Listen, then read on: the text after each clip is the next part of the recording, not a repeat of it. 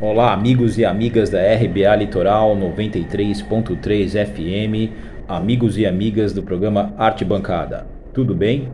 Aqui é o Donald Verônico, estou aqui para informar-lhes que nos dias 21 e 28 de dezembro nós reprisaremos programas do nosso arquivo de entrevistas realizadas neste ano agora de 2020.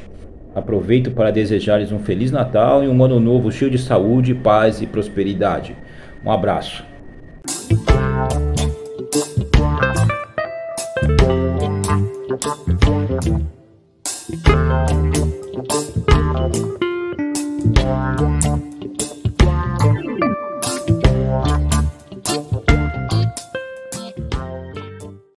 Vamos chamar a professora Cacilda Amaral, doutora em Ciências pela Escola de Educação Física e Esporte da Universidade de São Paulo. Hoje, professora nos cursos de Educação Física da Universidade do Estado de Minas Gerais, Unidade de Divinópolis. Pesquisadora nas áreas de Gestão do Esporte e Políticas Públicas do Esporte. Vamos lá.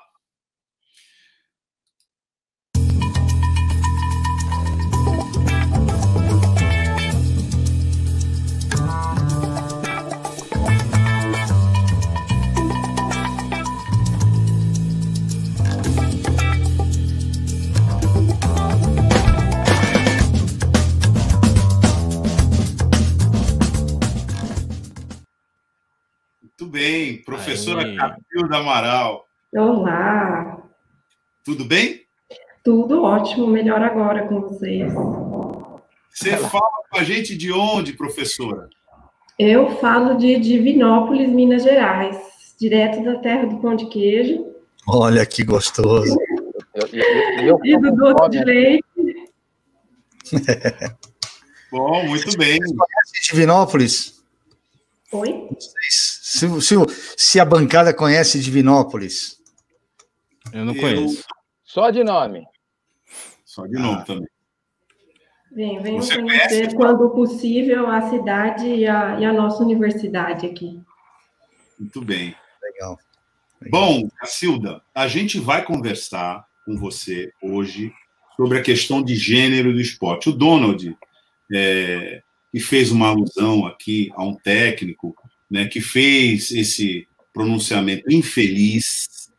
Eu quero aproveitar essa alusão que o Donald fez para a gente entrar nesse tema. Por quê? Porque o Átila também um pouquinho antes falou da questão racial. A gente tem uma cultura de naturalizar certas truculências, né, e certas... dar prosseguimento a certos comportamentos, muitas vezes sem perceber, né, o que a gente está fazendo, como a gente está contribuindo para manter, né, essa forma de exclusão que acaba sendo. Nós vamos falar sobre a participação de gênero, a participação das mulheres no esporte. Eu vou botar aqui, você sabe que a gente foi censurado aqui, mas a gente é rebelde. Depois de tudo isso, uma desculpa que foi dada pelo próprio, deixar só um trechinho, só para a gente ilustrar a nossa pergunta, porque aí a pessoa se percebe, né?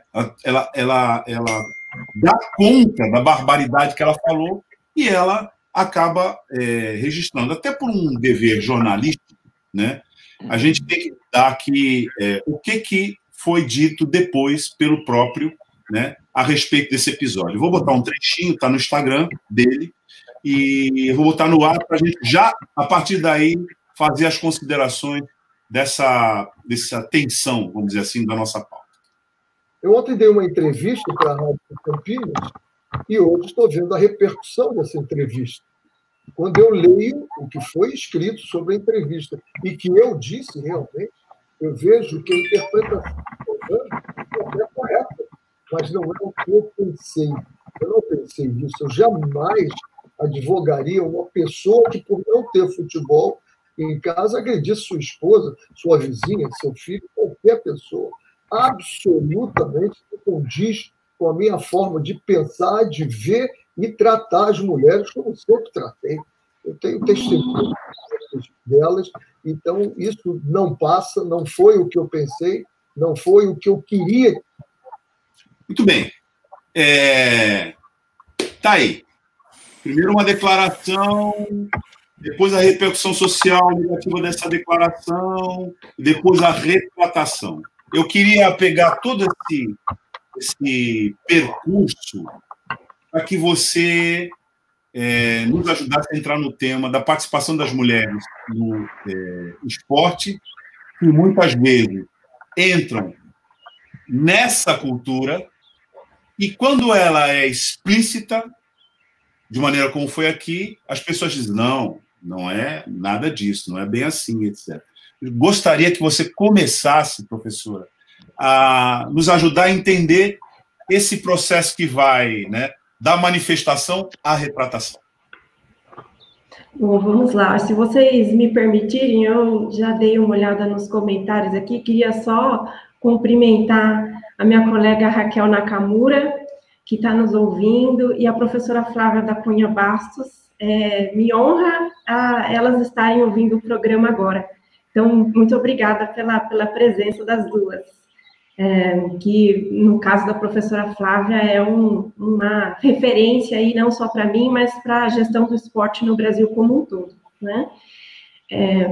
Quanto ao caso, né, Douglas, é interessante a gente se questionar se essa resposta se deu, de fato, a partir de um se dar conta da barbaridade que disse, ou se dá uma resposta à repercussão que teve do caso, né? Então, todo mundo veio e disse, nossa, que absurdo isso, e tudo mais, e aí a fala de resposta já nos dá alguns indícios de que, de fato, não há um entendimento da barbaridade dita, né, em sua totalidade, pelo menos, né, e quando ainda há a frase, tenho relatos, imagina, outras mulheres podem dizer, é quase como um racista dizendo, mas eu tenho até amigos negros, né, e assim por diante, né, então, o que está em causa numa fala dessa é colocar, ou é querer justificar uma agressão a uma mulher, né, há uma causa que não é a causa, né? E quando é dito, o que é dito a gente joga também, e essa palavra não volta. Esse é o grande problema também, né?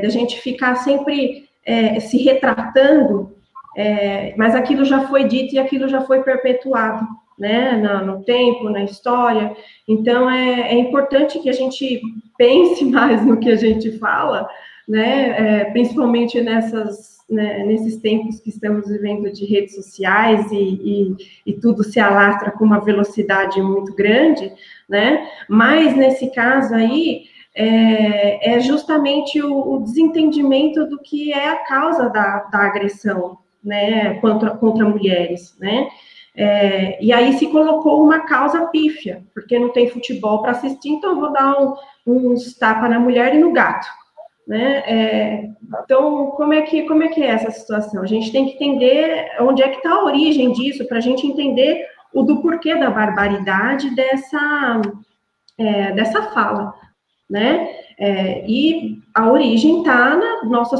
sociedade estruturada num sistema patriarcal, né, um sistema social que homens adultos mantêm o poder primário e predominam em funções de liderança política, autoridade moral, de privilégio social, de controle de propriedade, dentre outros, né, e que a mulher, e na verdade os outros, né, ocupam um lugar subalterno, né?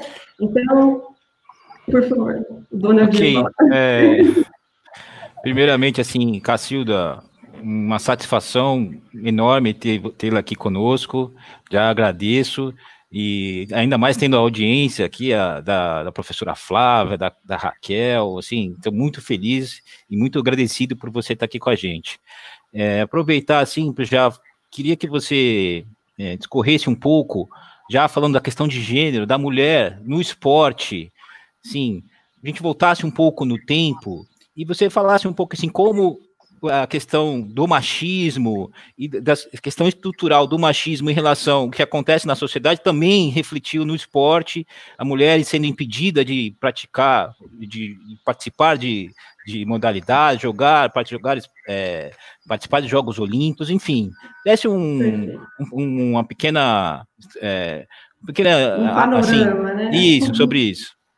Bom, então, eu acho que talvez seja legal começar com uma das figuras mais importantes aí para a inclusão da mulher nos Jogos Olímpicos, que foi a francesa Alice Meliatti, né, que através da Federação Esportiva Feminina Internacional, da Fundação, né, ela reivindicou, junto ao Comitê Olímpico Internacional, principalmente, dentre outras reivindicações, a entrada efetiva das mulheres em competições de atletismo e de outras modalidades de Jogos Olímpicos, né? Porque havia uma já tentativa, né, dessa entrada das mulheres, e em 1917 ela então criou a Federação Esportiva Feminina Internacional, criando seus próprios jogos, então os Jogos Olímpicos Femininos, que tiveram algumas edições, e a partir, né, dessa reivindicação, houve a inclusão da mulher no panorama da participação nos Jogos Olímpicos, né? Na primeira edição dos Jogos Modernos, não houve participação feminina, né? Porque alguns dos seus idealizadores, inclusive, não eram defensores, né, da inclusão da mulher, porque eles achavam que a participação da mulher poderia vulgarizar um ambiente cheio de honras e conquistas. Então, aí você já joga para o outro lado uma desonra, né, um papel inferior já a essas pessoas, no caso, as mulheres, que não poderiam participar, né? E aí, através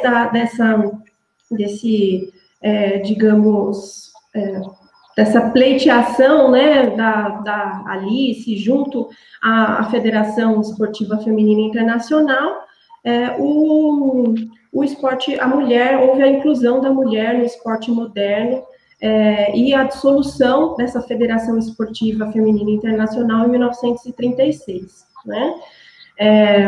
Um fato interessante, um fato histórico importante de ser citado, que a primeira campeã olímpica, a britânica Charlotte Cooper, ela, mesmo tendo se sagrado campeã, ela não recebeu medalha em função do seu título no tênis, por ser mulher. Não se previa a premiação de mulheres nos Jogos Olímpicos, mesmo quando elas passaram a participar dos Jogos Olímpicos, né? E aí, trazendo para uma perspectiva um pouco mais contemporânea, um pouco mais próximo de nós e no contexto brasileiro, né? E aí eu trago uma situação que talvez, se a gente veja os impactos diretos até hoje, seja até mais fácil a gente visualizar isso, né? O Decreto-Lei número 3.199, do ano de 1941, que estabelecia as bases da organização do esporte no Brasil, né, que foi a primeira lei, na verdade, que estabeleceu a organização do desporto no país, ela trazia no seu artigo 54, né, e aí abre aspas: às mulheres não se permitirá a prática de desportos incompatíveis com as condições de sua natureza, devendo para este efeito o Conselho Nacional de Desportos baixar as necessárias instruções às entidades desportivas do país. Ou seja, se proibia a prática de certas modalidades esportivas às mulheres, né?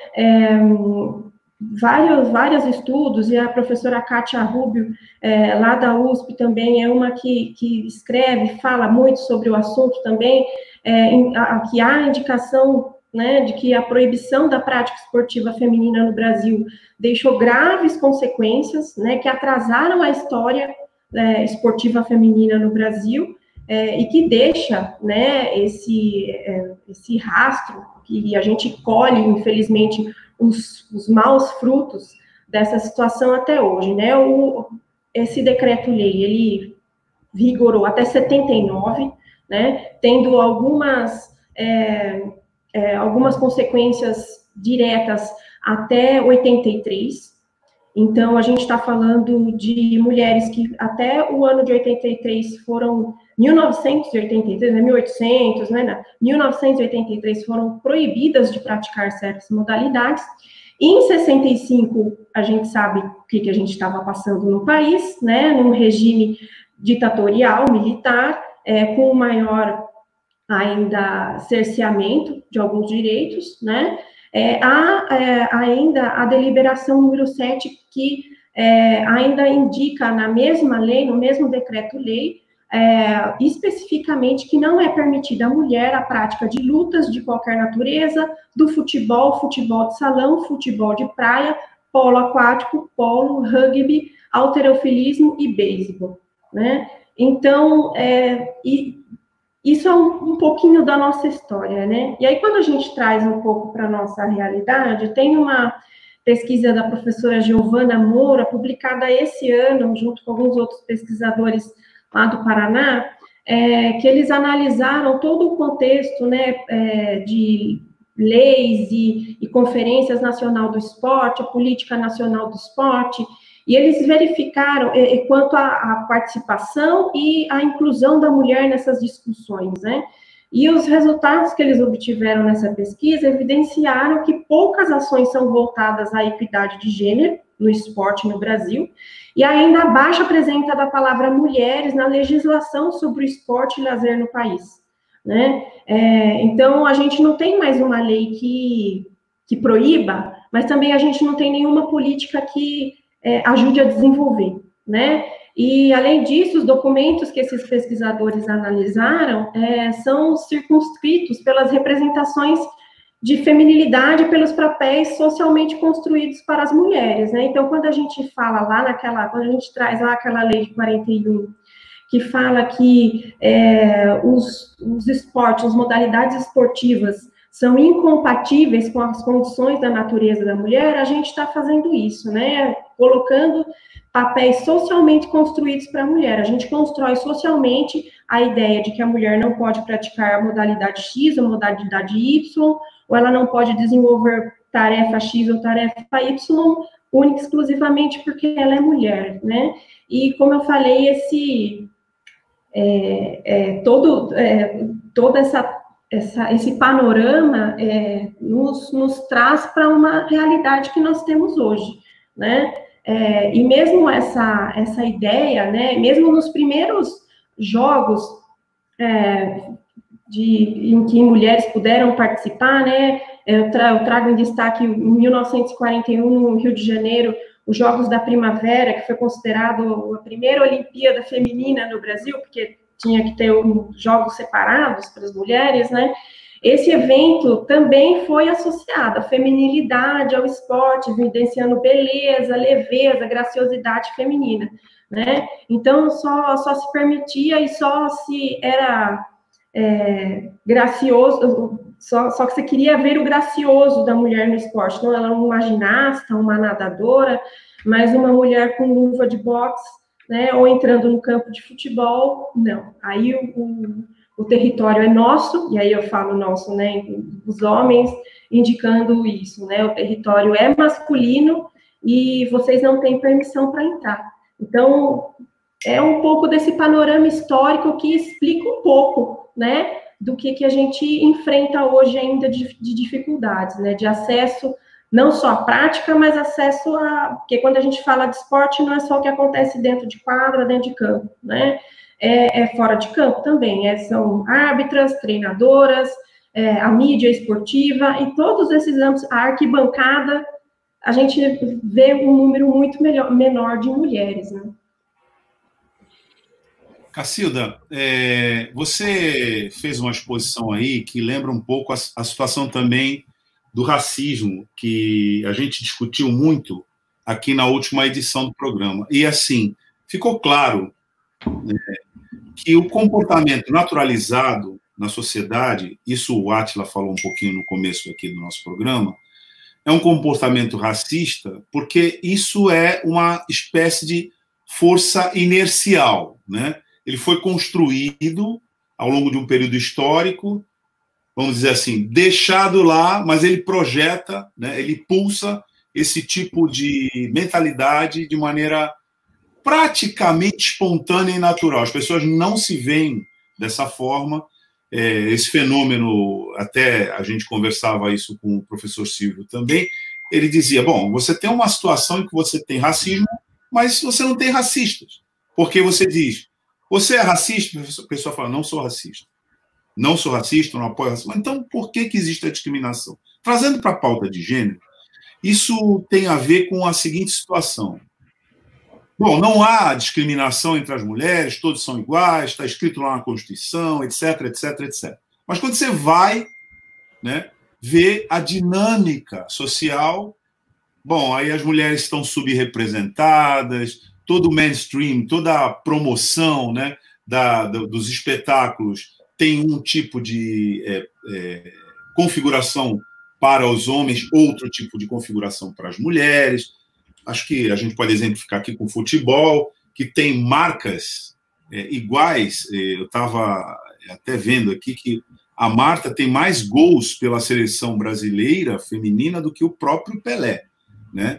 Mas, assim, tem muita dificuldade de a própria seleção ter um patrocínio permanente, que dirá as equipes femininas nos respectivos clubes.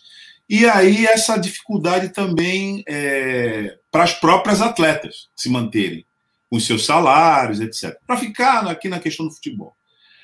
Bom, Silvio dizia, e a gente discutiu isso, bom, além da questão da discriminação que você constata, você tem que ter política pública que corrija isso. Na questão de gênero, é a mesma coisa? Sim, é a mesma coisa. Eu acho que foi muito... Eu assisti, eu acompanhei a participação do Silvio Almeida, foi um debate excelente, de alta qualidade, né? E de fato, aquilo que o Silvio, na semana passada, trouxe, né, de que não existe o racismo sem haver toda essa estrutura, né? E aí ele fala que não existe se não tem a estrutura política, se não tem a estrutura jurídica, e é exatamente isso que eu trouxe aqui, né? É a estrutura jurídica, justamente através do poder que ela tem, dizendo que a mulher não podia praticar, né? E não basta tirar só essa lei, enquanto toda a estrutura continua dizendo que ela não pode, né? Quando a gente fala de inclusão de meninas, por exemplo, no início da vida esportiva, né, chega uma certa idade, isso há pesquisas indicando, né, que chega uma certa idade em que os meninos, eles continuam a prática e que há uma desistência muito grande das meninas na prática esportiva, porque toda a sociedade, ela coloca nessa menina uma pressão e um pensamento de que essa garota, ela não pode continuar essa prática porque ela vai masculinizar o seu corpo e ela tem que permanecer graciosa.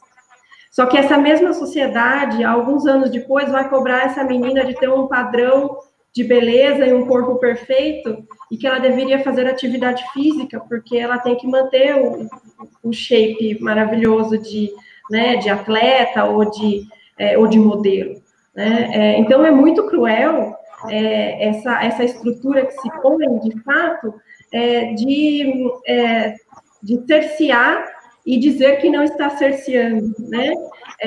E, de fato, é o que o estudo da professora Giovana Moura indica, né? A falta de políticas públicas assertivas, não só públicas, mas políticas em geral, né, assertivas, no que diz respeito à inclusão de mulheres no esporte como um todo, né, desde a participação, desde como atletas até como dirigentes ou como espectadoras, né, é uma das variáveis que a literatura aí aponta como uma das necessidades para que esse panorama se reverta, né, ou ele se modifique. né? A gente não pode deixar, claro, de comentar que a gente, claro, está dando um recorte, a gente está falando de mulher no esporte, mas isso tudo que a gente está falando aqui nada mais é do que um reflexo da nossa sociedade, né? Então, se a gente não resolver na nossa sociedade, dificilmente também a gente vai conseguir resolver no esporte. Mas o esporte talvez possa ser um meio para que a gente consiga fazer com que a sociedade enxergue algumas coisas, né? Então, é quase como se fosse uma alegoria. O esporte é maravilhoso por isso também.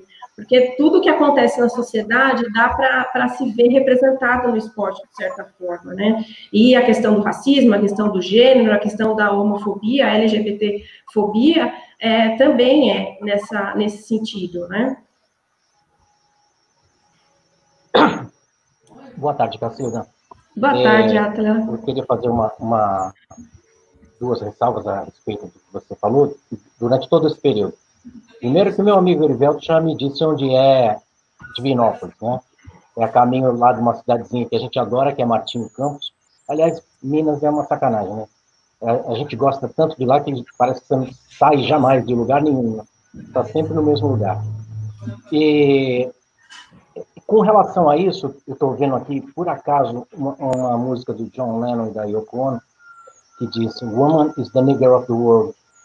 Falei certo, professor? Ou seja, a mulher, ela sofre com a questão de ser mulher, mas sofre com a questão de ser mulher, inclusive com uma outra tipo de preconceito, né? Então, a gente tem o preconceito contra o negro, e o próprio negro tem na raiz dele um machismo inerente que faz com que a mulher dele, e a mulher negra em particular, sofra muito mais.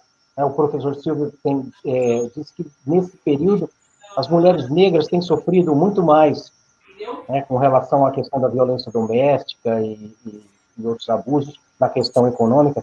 Mas, mudando um pouquinho do foco, eu vou passar para o outro lado, eu vou fazer o advogado do diabo. Porque isso é bom para a gente tentar esclarecer que as pessoas não enxergam dessa maneira. Então, nós temos atletas do gênero feminino de muita repercussão no mundo, muito famosas, bem-sucedidas, e, de certa forma, as pessoas, eu creio, que passem a ver isso como já tendo sido superado, que não há mais essa questão, porque não, é a mesma coisa que eu falo do racismo, né? Há todo um resgate que você tem que fazer, não está 0-0, não ficou 0-0. Olha, tudo bem, nós libertamos os negros, e agora está 0-0. Não está 0-0. Então as pessoas ou não reconhecem isso, ou não querem reconhecer. Então, fazendo a parte do advogado do diabo, ainda há isso, mesmo nessa questão dos esportes de ponta, a mulher ainda é segregada. Como é o ambiente da menina que pratica esporte no Brasil?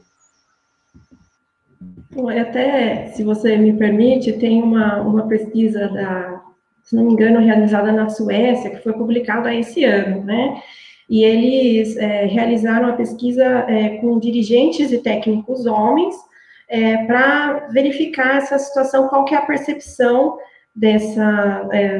desses profissionais quanto à questão da inclusão da mulher no esporte, né? E eles identificaram o que os autores chamam de 4 perfis, né? O cético, que é justamente aquele, como você falou, Ática, que fala que isso não existe, isso não acontece, e isso aí é invenção da cabeça, né? Isso não é uma realidade. A mulher está parelho com os homens e não existe diferença entre gêneros no esporte. Ao cínico, que diz que isso é utopia de se alcançar, então a gente nunca vai alcançar isso, não adianta brigar. Ao advogado da causa, aquele que fala, não, precisa participar, precisa aumentar o número de mulheres e tudo mais, né? Mas que ele advoga pela causa, mas ele não age em favor. E o que os autores chamam de construcionista, que é aquele que sabe da causa e ele advoga não só advoga pela causa, como traça estratégias e trabalha junto para que isso aconteça, né? Então, não é só agir como advogado do diabo, é trazer uma realidade de pensamento que muitos têm, né? Então, para além dessa dificuldade de inserção e até dificuldade de encontrar lugares para a prática esportiva, que meninas encontram,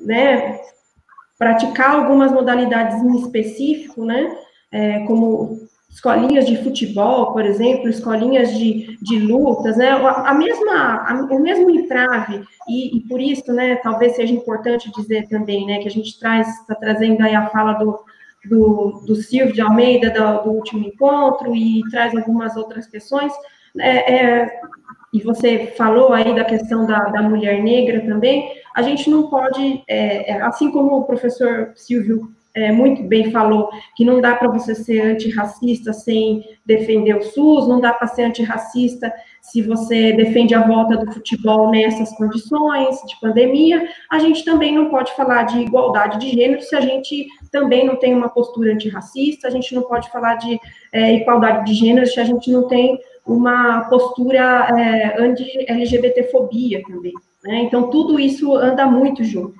né?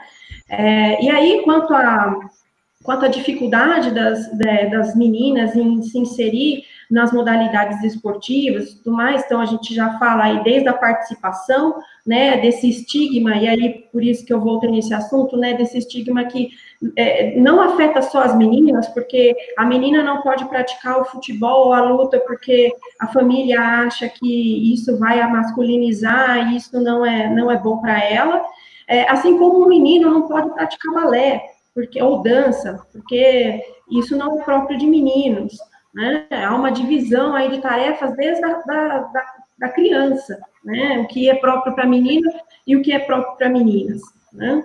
E aí, quando a gente parte para um panorama de alto rendimento, né, a gente tem uma história aí que nos traz de uma elevação do número de mulheres, por exemplo, nos Jogos Olímpicos. Então, a gente começa lá em 1900, nos Jogos de Paris, com 2% de participação feminina, passando em Los Angeles, em 84, com a média de 23%, e a previsão que era para Tóquio 2020 é que chegaria próximo a 49% de participação feminina de atletas, né, participação feminina em termos de atletas de alto rendimento nos Jogos.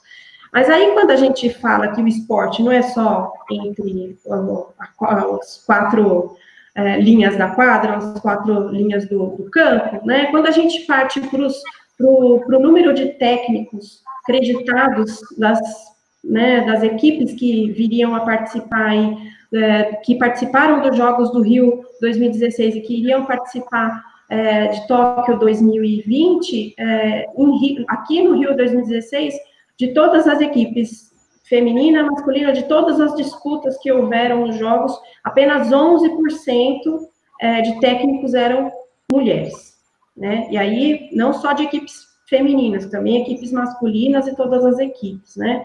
Quando a gente vai falar do board dessas organizações esportivas, como Comitê Olímpico, como federações internacionais de cada modalidade, comitês olímpicos nacionais, muitos deles têm um total de 0 mulheres, né?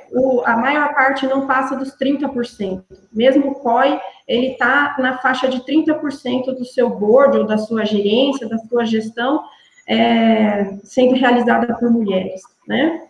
E aí, mesmo quando essa mulher, ela ascende a esse cargo de gestão, né, ou mesmo quando essa mulher, ela consegue chegar no alto rendimento, né, ela ainda assim costuma receber menos que os homens, né, que possuem o mesmo cargo, né, que ocupam a mesma posição. E no caso de atletas, isso ainda fica mais gritante quando a gente leva em consideração atletas mulheres que performam e em termos de títulos, em termos de conquistas, muito mais do que homens, né? Porque às vezes a desculpa mas não performa tão bem, né? Para além dessa desculpa ser uma balela também, a gente tem atletas femininas que performam muito melhores que homens, tem muitos mais títulos, muito mais gols e, né, assim por diante, e ainda assim continuam ganhando menos, né? E aí, além da discriminação, né, de receber responsabilidades desiguais, né, então, principalmente quando a gente está falando em mulheres na gestão, né, de instituições esportivas, de organizações esportivas, há uma divisão do mercado de trabalho, ou seja, ainda assim, há um entendimento de tarefas que são próprias para mulheres e próprias para homens, né? E os homens, ainda que as mulheres estejam nesses cargos de gestão, hierarquicamente falando, os homens ocupam os cargos mais altos dessas entidades, né? Por N motivos, mas a principal justificativa hoje que a literatura, as pesquisas trazem é justamente a divisão de trabalho que a mulher passa com família e com cuidados de filhos, ou seja, toda a carga de cuidados e de trabalho não remunerado que a mulher ainda é a principal, majoritariamente a principal responsável na sociedade, né, que a impede de ascender a esses cargos, né, e como eu falei anteriormente, a gente está aqui falando de esporte, mas a gente poderia colocar qualquer profissão nessa mesma lógica, né, se a gente entende que uma dirigente de uma confederação, ou que uma dirigente do COI, ela tem que estar um tempo mais disponível, ela precisa fazer muitas viagens, ela precisa se deslocar, ela precisa estar em horários, estar disponível em horários flexíveis, ela precisa, muitas vezes, se mudar da cidade de origem dela, de onde ela mora, para assumir esse cargo. E aí, essa mulher que tem uma família, dificilmente ela vai ter um apoio ou uma outra pessoa que vá suprir todo esse trabalho de cuidado que ela desempenha, né? Então, o homem tem essa mobilidade na sociedade muito maior. Então, a mulher, ela não ascende, para além das barreiras que ela encontra de projeção, ainda uma barreira que é o que algumas pessoas falam de barreira invisível, né? Porque a gente nem pensa que ela não está ascendendo ao cargo por uma coisa que é externa ao esporte, é externa à instituição, é a vida dela, né? A vida pessoal, né? Então, hoje, o que a gente, algumas pesquisas, inclusive da professora Elza Gomes, que foi uma pesquisadora que começou a estudar essa temática de perfil de gestoras de organizações esportivas aqui no Brasil, lá em 2008, ela traz justamente esse panorama, né, de mulheres que se veem divididas entre o mercado de trabalho e a sua vida pessoal, né, e mulheres que abriram mão de certas situações na sua vida pessoal, como família e filhos, por exemplo, para poder ascender ou para poder assumir certos cargos ou para poder seguir certas carreiras, né? E no esporte, como eu falei, no esporte não é diferente, né? A gente está falando justamente aqui do esporte, mas poderia ser de qualquer outro segmento, qualquer outra indústria, né? Então, essas são alguns dados, alguns panoramas que nos indicam um pouco do que é esse contexto, né? De qual é essa dificuldade.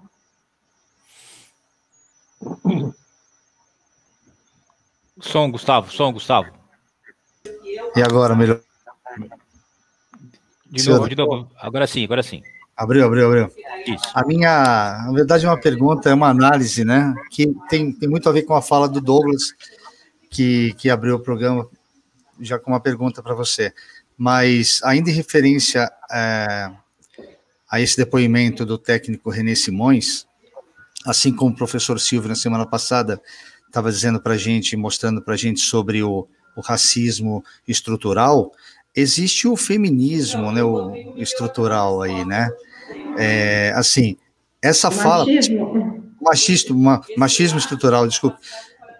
Essa fala, ela passa a ser muito normal, né? Ela passa a ser alguma coisa assim, que... principalmente no futebol, e essa é a minha colocação, né? O futebol ainda é o esporte que você enxerga como um dos esportes mais machistas, porque agora há pouco você falou uma coisa muito interessante, eu não me lembro de ter na alta direção de nenhum clube profissional presença da mulher. No futebol eu não vejo, né? Principalmente na CBF, né? Que é a confederação. Isso, você acha que desencadeia todo esse processo estrutural na nossa sociedade? E um outro detalhe que o Douglas perguntou, que eu acho muito interessante, as marcas patrocinadoras, né, dos eventos futebolísticos, elas não têm olhos para o futebol feminino, isso já foi comprovado, de repente, porque isso não dá tão lucro, não dá tanto retorno, e o investimento da iniciativa privada, né, ele esbarra nesse quesito, né, quer dizer, se poderia ter um investimento maior, privilegiando mais o futebol feminino, a fim de que ele se torne um esporte praticamente como os outros, né? Eu não vejo o vôlei assim, eu não vejo o basquete ou nenhum outro esporte olímpico assim, mas o futebol é muito isso, né? Você concorda que o futebol ainda traz esse machismo aí embutido? Na verdade, tudo traz, né, Luiz? Mas eu acho que o futebol, pela importância e pela relevância que ele tem no nosso âmbito nacional, eu acho que fica ainda mais evidente, né? E o esporte como um todo, e aí o futebol, talvez em especial, ele é um domínio, um território masculino, né? Veja só pelos próprios nomes dos eventos. Quando eu falo Brasileirão, eu não preciso nem falar que é futebol masculino, né? Quando eu falo Copa do Mundo de futebol, eu não preciso falar que é masculino, todo mundo sabe. Quando é o feminino, é que a gente tem que colocar o feminino lá na frente, como se a gente tivesse que avisar, olha, agora as mulheres estão entrando em campo, então é melhor avisar, se você quiser desligar a televisão, é melhor você não ver, né? Quase como se fosse isso, né? E tem uma entrevista do Juca Kfouri, já faz alguns anos, em ocasião do lançamento do último livro dele, em que ele expressa, e aí eu chego a concordar, eu concordo um pouco com ele, que ele diz que a nossa sociedade como um todo é muito conservadora, e o futebol, ele é muito conservador, e ele diz que ele visualiza o futebol, e aí, infelizmente, né, mudando por último, que é a última estrutura que ele vai ver mudar, porque é essa estrutura muito conservadora, né? E aí, conservadora, a gente pode incluir racista, LGBTfóbica, machista, né? Entre toda essa gama de situações aí que a gente gostaria de expurgar mais facilmente da nossa sociedade, né? E quanto à situação das marcas patrocinadoras, das marcas de patrocínio, e até em questão do incentivo ao futebol feminino, né? Vejam, toda essa situação de decretos aqui no Brasil, de proibição, de participação das mulheres, isso também reverbera ou tem a sua representação internacionalmente, né? A gente teve a primeira Copa do Mundo de futebol masculino, e 60 anos depois é que teve a primeira feminina, né? Então, se a gente pensar nesse delay aí, digamos assim, que a gente teve entre uma e outra, de fato, o produto, talvez, né, não tenha se construído da mesma forma, e talvez as pessoas, erroneamente, achem que não é atrativo e que não dá lucro, que ninguém vai querer ver. Mas foi muito interessante a sua fala de início, né, quando você expressou esse sentimento com o futebol hoje, né, e eu tive esse sentimento há uns anos atrás, Luiz, com o futebol masculino. Eu sempre fui frequentadora de estádio, sempre gostei de ir, não sozinha, porque uma mulher, infelizmente, não pode ir sozinha, dificilmente tem a coragem, tem que ter muita coragem para ir sozinha no estádio de futebol, né? Qual time que você torce? Oi? Qual time que você torce? Eu sou São Paulina. Você não é nem galo, nem raposa? Não, porque eu sou de São Paulo, né? Era sou de do São interior Paulo. de São Paulo e meu pai era fanático, São Paulino fanático, não teria como ser diferente. Você acompanhava o time do São Paulo de vez em quando? Sim, a Libertadores era a minha paixão e tudo mais, mas aquilo que eu vi em campo começou, e que eu via, e aí eu comecei a estudar gestão, e isso teve uma grande influência, né? Aquilo que eu via no futebol não me agradava mais. Eu não queria mais ver aquilo, né? E aí eu comecei a voltar a assistir futebol ano passado, quando começaram a transmitir os jogos femininos. Porque é esse futebol que eu quero, sabe, ver. E não porque é mulher, é tudo o que envolve ali. E aí, quando você pergunta quem faz o esporte e para quem ele faz, então, se a gente só tem lá na gestão, né, homens brancos, é para os homens brancos que eles vão fazer o esporte. Não vai fazer o esporte para a mulher, não vai fazer o esporte para o negro, não vai fazer o esporte para a comunidade LGBT. Ele vai pensar o esporte para o seu próprio grupo, né? Enquanto que, mercadologicamente falando, e em termos de gestão falando, quanto maior o leque, mais consumidores, né? Só para exemplificar. Agora, mas... Donald, deixa eu só fazer só um adendo. Eu acho, assim, eu frequento o estádio já há muito tempo, né? E o que eu via, né, no estádio quando tinha 15, 16 anos, quando ia com meu pai, inclusive, era um absurdo o tratamento que as pessoas, os homens tinham com as mulheres que ali frequentavam, ou que passavam na rua, ou que de repente fossem entregar um prêmio dentro do... Era assim, era absurdo. Melhoramos muito. E eu ainda acho o futebol hoje, ele é muito mais machista do que racista, o futebol brasileiro. A gente não tem tanto problema assim com raça, acho que as coisas estão mais iguais, mas com mulher ainda, eu acho que tem um problema muito grave. Bom, vou complementar aqui o comentário do Gustavo. Eu discordo do que ele falou em relação à questão do racismo, mas isso já é um outro debate. Eu queria só trazer de volta a questão das escolinhas que você comentou, né?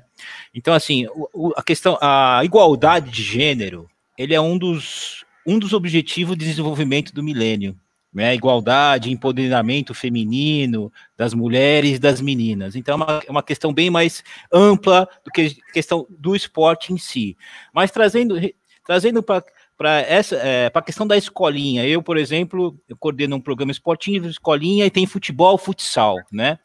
Sim, eu posso dizer assim, centenas de vezes, dezenas de vezes, centenas de vezes já vieram falar assim para mim, ou para o professor, ou para o assistente, vem cá, para a menina você tem alguma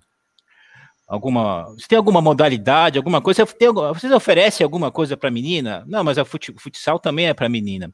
Então, assim, eu queria dizer, assim, em termos práticos, como o esporte, e nós que estamos aqui na base, os professores, os educadores de educação, os professores de futsal, os educadores físicos, como eles podem contribuir, na sua visão, para que esse objetivo do milênio seja alcançado, a questão da igualdade de gênero, empoderamento, sim, em termos práticos ali, a gente que está ali na linha de frente, na sua opinião, Cacilda, como é que a gente pode contribuir?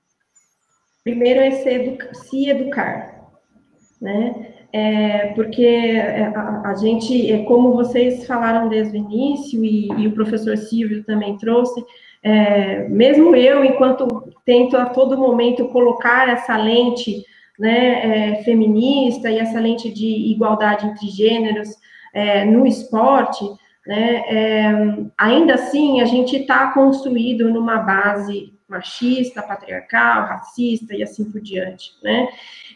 Então, a primeira dica, ou a primeira instância que eu vejo para essa mudança é justamente a educação, né? E aí a educação dos professores mesmo, né? Hoje, as licenciaturas e nos cursos de educação física, o tema diversidade hoje, ele principalmente nas licenciaturas, ele é obrigatório, né, para o desenvolvimento desses profissionais. Então, a gente passa por uma necessidade de educar os profissionais também, para trabalhar com essa questão de gênero nas escolas, né? Nas escolas, e aí eu falo tanto no âmbito da educação física escolar, quanto no âmbito das escolinhas de esporte, né? Tanto dessa situação de projetos sociais e assim por diante, né? E aí, passa também por uma questão de mudança funcional, né? Eu acho que nada mais educativo também como o próprio exemplo, né? Essa escolinha tem professoras? A nossa tem estagiária, Ótimo. professora, acho que esse professora, não lembro agora, já teve, mas já no momento não. Então, isso também passa pela estrutura de dizer a que ela veio, né? E as meninas verem uma imagem feminina justamente no local que elas vão praticar, né? É engraçado, né? Porque quando a gente fala de professora de escola, que é nesse âmbito mais de cuidado e tudo mais, a grande maioria são de mulheres, né? Mas quando a gente fala já numa perspectiva de escolinha de esporte, que tem algum cunho, né? Mesmo que leve de rendimento ou de competição, aí talvez a mulher não tenha tanta inserção, né? Então, eu acho que isso passa por uma questão funcional também da própria organização, né? E Douglas, rapidinho, a gente já estourou o tempo, e é curioso porque dá para a gente traçar um paralelo perfeito com arte. Quando você fala, que você falou lá atrás, das meninas que estão começando no esporte e de repente não continuam, acontece exatamente a mesma coisa em aulas de música, né? Elas não continuam. Quando a gente vê a pouca participação ainda de mulheres no esporte, é questão de muito pouco tempo que as grandes orquestras ao redor do mundo aceitam mulheres. É muito recente. Se a gente for pensar em regentes, então, há pouco tempo atrás rolou um buchicho aí, porque tinha uma mulher regendo ao ZESP, né? Então, a gente vê que a questão é realmente de estrutura, do que está por trás, que eu penso que vem de casa. Não sei, são várias fontes para se atacar ao mesmo tempo, para que isso possa chegar numa naturalidade. Ele fala assim, não importa se é mulher, se é homem, se é trans, é alguém fazendo esporte, é alguém fazendo música, fazendo teatro, cinema, enfim, seja lá o que for. Cacilda, já pegando aqui carona nessa intervenção do Canduta, que ainda vai ter que responder para a nossa audiência. O quiz? No começo. O quiz. A gente já está chegando aqui no final. Teve um comentário aqui do Francisco Nogueira que disse: existem países como Suécia, Noruega, Estados Unidos, Canadá, China, onde o futebol feminino é muito mais valorizado e acompanhado. E o time masculino fica para segundo ou terceiro plano. Como é que você vê isso, professora Cacilda? Então, eu acho que o que o Canduta falou, né, acho que se combina um pouco com isso. Você já vem discorrendo sobre isso. Eu te pediria que você fizesse uma rápida consideração sobre isso, para a gente apresentar a resposta, né, do Canduta, porque tem muita gente aqui intelectual que nós fizemos, mas que está ignorando profundamente qual é a resposta. Mas o que o Canduta falou tem todo sentido, é aquilo que eu falei, né? A gente, por acaso, está fazendo um recorte aqui com o esporte, mas a gente poderia falar de qualquer outra indústria, né? Seja de entretenimento, musical, o que quer que seja, né? Quanto à pergunta do Francisco, né? De fato, alguns países, eles possuem essa valorização, né? Do futebol feminino. Mas, ainda assim, nesses mesmos países, eles enfrentam esses mesmos problemas em outras modalidades. Talvez, por acaso, no futebol não, porque os homens não se interessaram pelo futebol. Então, eles deixaram para as mulheres, né? Mas, se a gente verificar algumas outras situações, como as outras próprias ligas nos Estados Unidos, eles continuam enfrentando problemas de inclusão de mulheres e de raça também, né? Inclusive, há uma organização que faz uma avaliação, depois eu não me recordo agora o nome dessa organização, que faz a avaliação, tanto nos quesitos de igualdade de gênero, quanto igualdade de raça nos esportes praticados nos Estados Unidos, e nenhum deles está no quesito A, né? Então, em algumas, mesmo na modalidade futebol, né? Porque tem essa valorização da prática do esporte feminino, mas no seu board também só tem homem, ou técnico dificilmente é mulher. Então, há uma valorização de fato, mas eu vejo, não com olhos tão otimistas. Exato, otimistas, essa valorização. Eu acho que é mais porque os homens deixaram de mão e falaram, a gente não quer isso aí não dá certo pra gente, então vocês podem ficar, a gente deixa. Tá bem. Bom, pelo que você falou, Cacilda, a gente também encontra na questão de gênero o mesmo fenômeno que a gente viu aqui, vem vindo, de certa maneira, vem observando, né, com a participação dos vários especialistas dentro da nossa proposta, que cruza a questão do esporte, a paixão do esporte, mas também uma reflexão sobre as circunstâncias em que o esporte se desenvolve e, de certa maneira, também os perigos de ignorar essas circunstâncias que a própria sociedade tem que identificar. Mas, assim, a referência que a gente teve aqui há pouco foi que o racismo estrutural, na verdade, ele tem que estar em todos os lugares, é por isso que ele é estrutural, né? Ele estrutura a sociedade. Isso se estende também para o machismo, né? Para a discriminação de gênero, né? Você vai organizando a sociedade da maneira como você também discrimina as mulheres. Você destina às mulheres um espaço e diz para elas, o seu espaço é esse.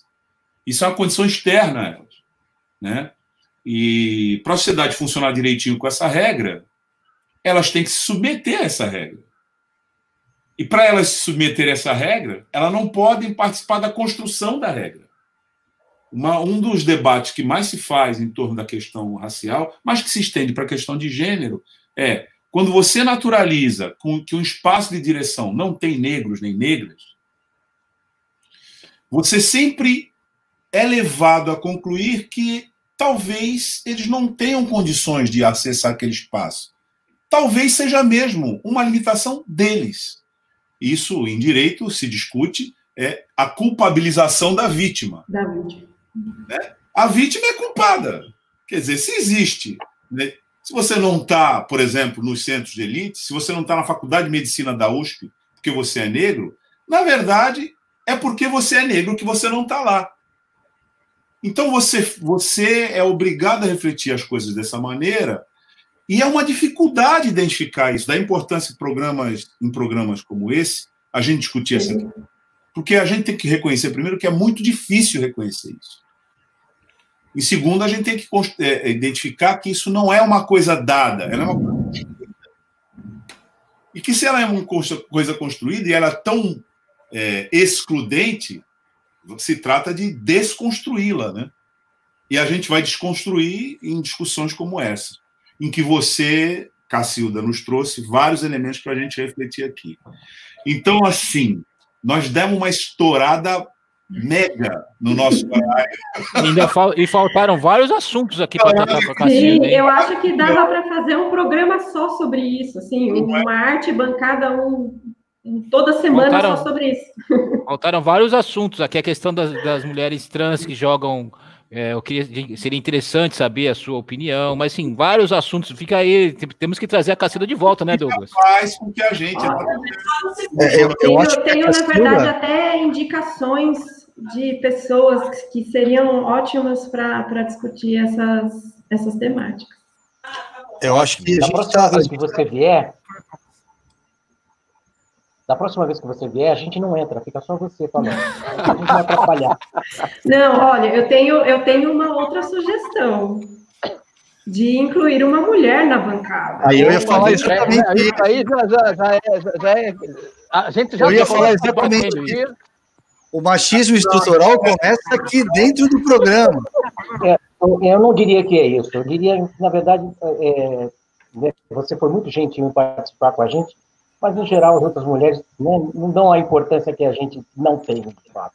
Então, eu não vou participar do nosso programa por uma questão de importância, de relevância. Em geral, as outras mulheres não dão a importância que a gente não tem. É ótimo. Mas eu acho que o que é legal falar é não trazer a mulher só para... e aí, no âmbito geral, né? Não só para discutir a questão do gênero ou discutir a questão, né, da LGBTfobia, da diversidade. Não trazer só o negro para quando for discutir racismo. Né? É a inclusão para discutir todos os assuntos. Exato, né? Cacilda, querendo defender aqui o nosso comandante, na verdade, isso que você trouxe aqui já foi um assunto de pauta. Ele já pediu para mim indicação, perguntou para mim quem que eu penso, tal, para eu pensar, para a gente ter uma mulher, para não discutir, não apenas discutir a questão de gênero, mas para conversar com a gente sobre o esporte. E aí, né, não foi isso, Douglas? Que a gente já conversou isso desde o início. Desde o começo, porque a gente olha essa bancada, né, absolutamente masculina, né, masculina ao máximo, né, e não combina. Obrigado. Né, a proposta do programa. Não, e se a gente levar em consideração o Luísa da área de comunicação e jornalismo, a gente também nem tocou nesse assunto, né, mas como a mídia esportiva também é construída de uma forma que só denigre só a imagem também. E as mulheres que estão sendo incluídas nos programas, né? Eu vejo aquela moça da Bandeirantes, a Renata Fã, né? O pessoal fica zombando da cara dela pelos comentários, né? Embora ela tenha um comentário com conteúdo, o pessoal acaba sobrando, assim. Então, fica irônico, né? E não, os caras não levam a sério. Isso de fato incomoda também, né? E a audiência já se mostra também, de certa maneira, incomodada também com o padrão, né, estético dessa bancada aqui. O Sandro está dizendo, e além de tudo, os caras são feios pra caramba. Mas tudo bem. Olha só. Está no canal errado, Sandro. Nós vamos discutir essa questão, que para a gente é super importante. É fundamental. E o Arte Bancada é exatamente isso. A gente montou o programa, a gente discute, vem caminhando, e ele vai também tendo que se colocar na perspectiva daquilo que ele mesmo, né, quer discutir. Né? Então, aqui também a discussão do tema é estrutural. Né? Arte Bancada estrutural vai ter que se reestruturar nesse sentido. Bom, um pouquinho só antes da gente terminar, se você aceitar o convite de permanecer com a gente mais uns minutinhos para ver só esse encerramento aqui, que o Marcos Canduta sempre faz, e sempre que ele faz isso, o Sandro já se manifesta, porque ele já foi vitorioso nos outros testes, ele ganhou. E você sabe que o Canduta, eu vou fazer um merchan aqui,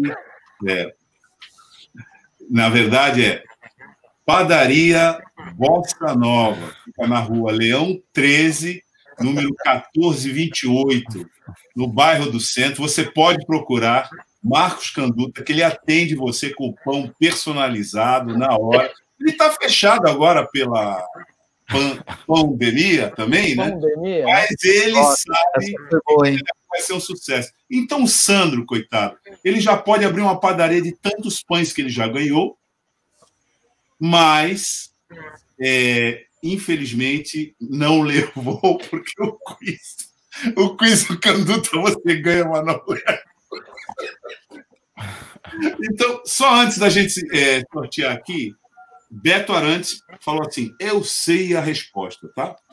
Então, cadê a resposta, Beto Arantes?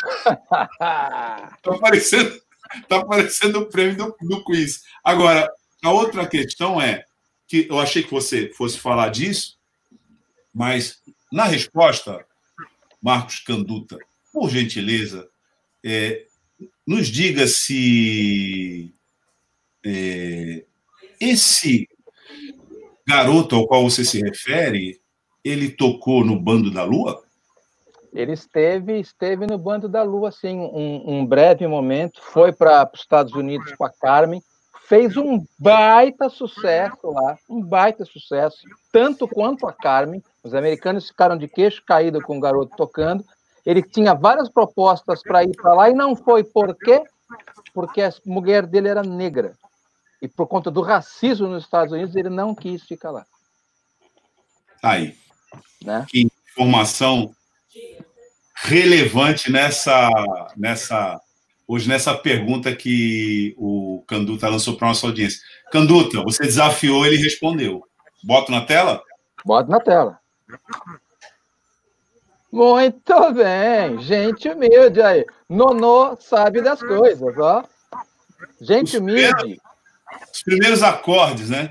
Entre os dias em que eu penso em minha gente. Na verdade, assim, a música inteira é do garoto, era uma música instrumental, fazia parte de uma suíte, 3 movimentos, tá? E um poeta mineiro, não sei se de Divinópolis ou não, colocou letra. Esse poeta quis ficar anônimo, ele não quis aparecer, e só tem uma gravação com essa letra original, que é bem legal, bem legal. A melodia é um pouquinho diferente, um trechinho só. Tem uma gravação da Zezé Gonzaga, que está lá atrás, né? Na verdade, tem uma outra gravação aí de um duo que você conhece, do Choro de Bolso, mas o cantor virou pro alguma coisa, então esquece, não tem, né? E então é isso. O Gente Humilde é a música mais conhecida do garoto, né? Que ninguém sabe que é dele, na verdade. Todo mundo pensa no Vinícius, pensa no Chico, e o Chico entrou com um versinho só. Que o Vinícius queria, porque queria ser parceiro do Chico, o moleque que estava começando, né? E aí, enfim, o resto é história. Pois é. Então, nós temos aqui, né, uma resposta que foi dada pelo nosso ouvinte Beto Arantes, que também já manda no rastro da sua própria resposta outra pergunta, que eu vou botar na tela. Quando eu pego o pão, vai vendo. Vai vendo. Beto Arantes perguntando quando pega o pão. Esse pão é lenda. É lenda. Isso é lenda urbana.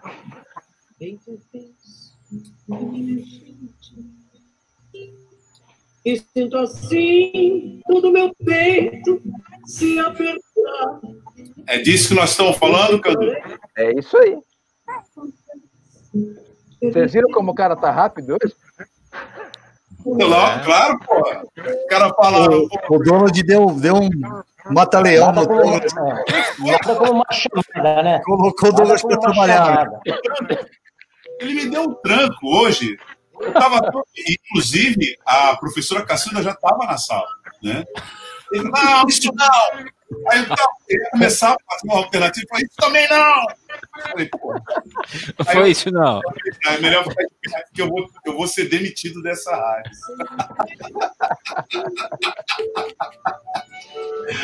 Mas é essa canção, belíssima canção, né? Você falou do Chico, né? Tá ele aqui, ó.